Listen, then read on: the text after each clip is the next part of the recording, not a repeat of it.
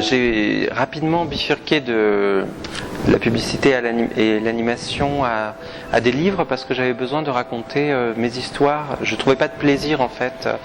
Au départ j'aimais dessiner, donc on me demandait de dessiner, j'allais dessiner un petit peu tout et ce qu'on pouvait me proposer. Et c'est vrai que une fois que j'ai compris que je pouvais aussi raconter mes propres histoires,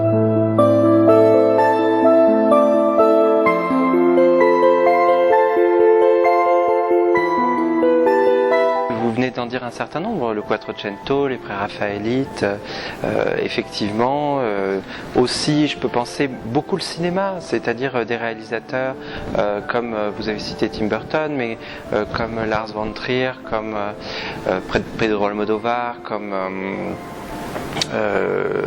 Hitchcock. Enfin, ça, ce sont des références très fortes. Et aussi beaucoup la photographie en fait. C'est-à-dire, j'aime beaucoup le staging photographie et c'est un courant de photo qui reprend en fait des codes de la peinture, qui font des images très très composées. Et j'aime beaucoup, ça m'inspire beaucoup des artistes comme Gregory Crewdson, Désiré Dolleron, Erwin Olaf. Ce sont des artistes voilà, qui m'inspirent beaucoup.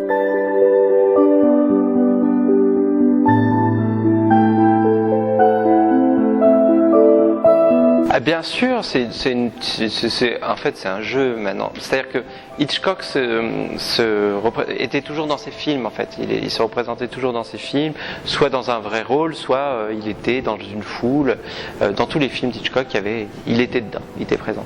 Et moi c'est vrai que j'ai eu envie dans tous mes livres de laisser comme ça une petite marque de fabrique. Et effectivement il y a mon chien d'abord, puisque ça fait 10 ans, et maintenant que depuis 2 ans j'ai une autre petite chienne qui s'appelle Lisbeth, qui maintenant va apparaître aussi. Alors maintenant j'en ai 2 à placer, c'est pas facile, mais voilà, effectivement c'est devenu un jeu avec les lecteurs, c'est-à-dire qu'il faut trouver les chiens, et parfois ils sont très bien cachés, parce qu'il y a certains livres pour lesquels avoir un chien chinois dedans...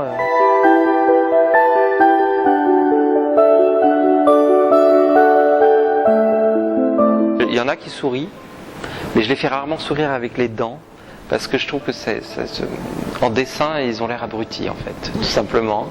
Donc c'est pour ça que je le fais pas. Mais sinon, il y en a qui sourient, bien sûr. Ils ont des sourires plus énigmatiques. D'ailleurs, je suis pas le seul. Moi, j'admire énormément De Vinci. Il n'y a jamais une seule peinture de De Vinci où il sourit avec les dents. Le maximum, ils font des petits sourires, parce que c'est beaucoup plus élégant en dessin.